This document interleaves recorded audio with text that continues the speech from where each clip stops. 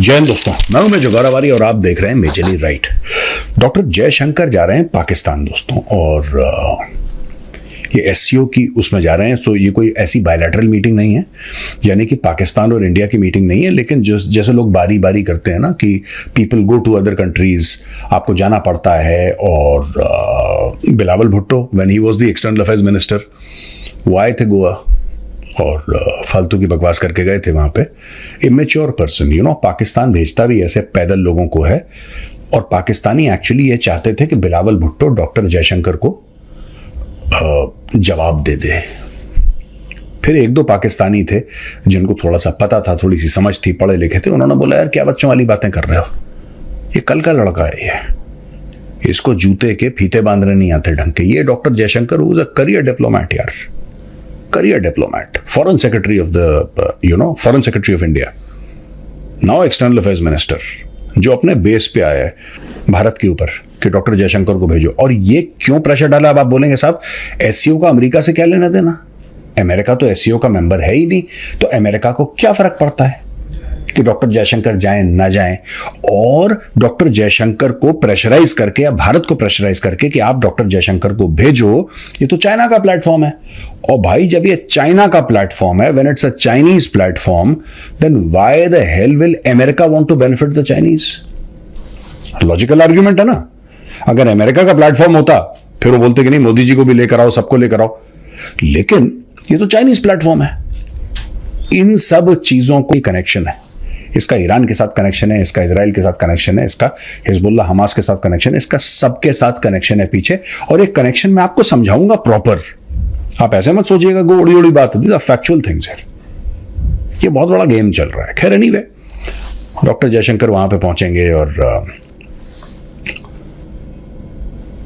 यहां पे रणधीर जायसवाल साहब जो हैं, स्पोक्स पर्सन जो है मिनिस्ट्री ऑफ एक्सटर्नल अफेयर्स के भारत के, उन्होंने बोला है कि nothing much needs to be read into this, इसमें कोई ज्यादा एनालिसिस करने की जरूरत नहीं है, एससीओ की मीटिंग है इसलिए डॉक्टर जयशंकर जा रहे हैं। पाकिस्तान में बड़ा खुशी का माहौल है यार, पता नहीं क्यों पाकिस्तानी इतने, और भी बहुत लोग आ रहे हैं जिनकी प्रोफाइल बहुत तगड़ी है, they are coming for this SCO meeting, लेकिन Pakistani media, Pakistani social media बहुत ज्यादा खुश है कि डॉक्टर जयशंकर आ रहे हैं, जैसे इन्होंने बहुत बड़ा कोई किला फतेह कर लिया होगा कि डॉक्टर जयशंकर साहब पधार रहे हैं। इन बातें समझने की है। पहली बात तो यह कि डॉक्टर जयशंकर जो है ना वो भारत का पक्ष रखने जा रहे हैं वहां पे, टेररिज्म को बढ़ावा दे रहे हैं। जाकिर नाइक जैसे को उन्होंने वीआईपी प्रोटोकॉल दे रखा है। वीआईपी मतलब उससे हेड ऑफ स्टेट मिल रहे हैं जाकिर नाइक से, उससे प्रधानमंत्री, आर्मी चीफ, प्रेसिडेंट, पता नहीं कौन कौन कह रहे हैं यार डॉक्टर जयशंकर। यानी कि अब हमारे मुल्क का जो प्रोफाइल है, पहले जाकिर नाइक के आने से हमारे मुल्क का रिलीजियस प्रोफाइल बढ़ गया था, ऐसा पाकिस्तानियों का मानना है। और अब पाकिस्तानी सेलिब्रेट कर रहे हैं कि देखो इंडिया से डॉक्टर जयशंकर आ रहे हैं। वहां पे क्या कोई बायलैटरल मीटिंग होगी भारत और पाकिस्तान के बीच में? I doubt. जबकि ये देखिए साहब, ये नोट्स हैं कि former Indian high commissioner to Pakistan जो लास्ट थे, उनका नाम है अजय बिसारिया, उन्होंने बोला है कि Pakistan must seize this opportunity as the host to propose a meaningful bilateral conversation on the SCO sidelines. A good starting point for both the countries would be to grab some low-hanging fruit, exchanging high commissioners and reviving trade ties. ये अजय बिसारिया साहब का मानना है, मैं इससे disagree करता हूं। अजय बिसारिया साहब ये कह रहे हैं कि ये बहुत अच्छा मौका है कि हम लोग हाई कमिश्नर्स दोबारा पाकिस्तान भेजें, ये बहुत अच्छा मौका है कि हम लोग ट्रेड करें। ट्रेड तो पाकिस्तान ने बंद करी थी, हम कैसे शुरू कर सकते हैं? और दूसरी चीज है कि हमें कोई भी मौका ढूंढना नहीं है पाकिस्तान के साथ। ये ठीक है, ये मजबूरी हो सकती है एससीओ, लेकिन अपनी खुशी से वहां पे जाना दोस्ती करने के लिए वो उस लायक नहीं है। पहली चीज मैं आपको बता दूं कि देखिए, कई लोग, मुझे 2-3 कॉल आ चुके हैं और ये सीनियर लोग हैं, मीडिया से भी हैं और सिविल सोसाइटी के लोग भी हैं, थिंक टैंक पे लोग भी हैं। I have spoken to I think 3 or 4 रफली। और कई लोगों का मानना है कि ये एक अपॉर्चुनिटी है, और मैंने तीनों चारों को समझाया कल बैठ के आराम से 10-10, 15-15 मिनट एक फ़ोन कॉल पे लगा के। कह रहे हैं नहीं मेजर साहब, this is a unique opportunity. I said what is so unique about it? Pakistan Bharat को क्या दे सकता है? Let's be very Frank and honest about it. What the hell can Pakistan give anybody? Forget about India. India को 1 minute कोने में लगा है, पाकिस्तान दुनिया को क्या दे सकता है? पाकिस्तान के पास क्या है? आप कहते हैं पाकिस्तान से ट्रेड करो, रिलेशनशिप बढ़ती है किसी भी देश के साथ। अब आप बोलेंगे साहब रिलेशनशिप बढ़ती है तो इसमें क्या घाटा है? इसमें घाटा यह है कि पाकिस्तान को जो कश्मीर में, जम्मू में करना है वो पाकिस्तान करता रहेगा, पाकिस्तान लोगों को मारता रहेगा, और यहां से आप पाकिस्तान से इंपोर्ट एक्सपोर्ट करेंगे। जैसे हमारे पागल कुछ बॉलीवुड वाले हैं जो कहते हैं कि नहीं हमें फवाद खान को ही बुलाना है और माहिरा को ही बुलाना है और इनको बुलाना, ये सब ड्रामा चलता रहेगा और फौजी सरहद पे अपनी जान देता रहेगा।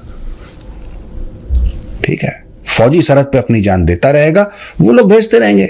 कल तो आप आईपीएल खोल दो, क्या दिक्कत है? घर की बात है यार। बोलो क्या पीएसएल बीएसएल वाला ये छोटा सा तुमने टुटपुंजिया सा ड्रामा तुमने लगा रखा? आ जाओ आईपीएल खेलो। शाहीन शाह अफरीदी बॉलिंग करेगा, बाबर आजम बैटिंग करेगा, आ जाओ बॉब्जी, है जी। फिर क्या फायदा होगा? तो जो भी मुझे फोन कर रहा है, मैं आपको गलत नहीं कह रहा, आपका पॉइंट ऑफ व्यू मैं आपसे डिसएग्री कर रहा हूं, मैं आपका नाम भी नहीं ले रहा यहां पे। I don't want to embarrass anybody by the way, but all I am saying is that ये जो है ना कि पाकिस्तान के साथ सिचुएशन नॉर्मलाइज हो जाए, पाकिस्तान के साथ सिचुएशन कभी नॉर्मलाइज हो ही नहीं सकती। अब मैं आपको बताता हूं कि पाकिस्तान की नजर में एक आइडियल रिलेशनशिप विद इंडिया क्या है, ये समझने की जरूरत है। What is the ideal relationship with India according to Pakistan? Akshardham मंदिर पर अटैक होता रहे, 26/11 होता रहे, पार्लियामेंट पे अटैक होता रहे, 1993 टाइप के बॉम्ब ब्लास्ट होते रहे, कश्मीर जम्मू में आतंकवाद होता रहे, पंजाब में खालिस्तानी दंदनाते फिरते रहें, कोई किसी को ना बोले, और हम बात करें आईपीएल खेल लो, हम बात करें बॉलीवुड में आ जाओ, हम बात करें ट्रेड की बात करें, और ये सब चलता रहे। इन दोनों को पाकिस्तान चाहता है कि there is no love between India and Pakistan. जो लोग, और मैं उनको बिल्कुल नहीं कह रहा जिन लोगों ने मुझे फोन करा है, don't mind sir, I'm not talking about you. I just feel very strongly about this. I think you're wasting time, and I think some of us have not learned our lessons.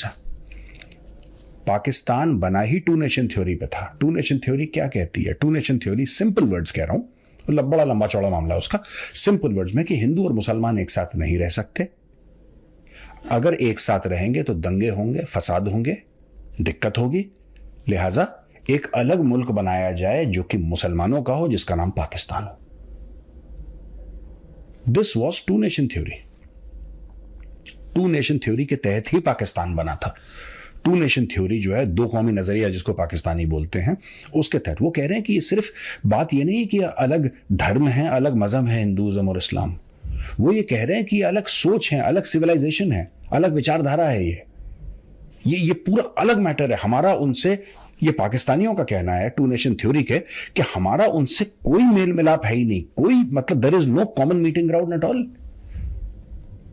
और वो अपने आप को हमसे इतना अलग मानते हैं, इतना अलग मानते हैं कि उन्होंने बोला है कि हम आपके साथ, आपके बगल में रह ही नहीं सकते यार, हम उस कॉलोनी में नहीं रह सकते जहां पे हिंदू रहता है, हमें लिहाजा एक अलग देश चाहिए, आपसे बंटवारा चाहिए। टू नेशन थ्योरी ये कहती है, मैं नहीं कह रहा।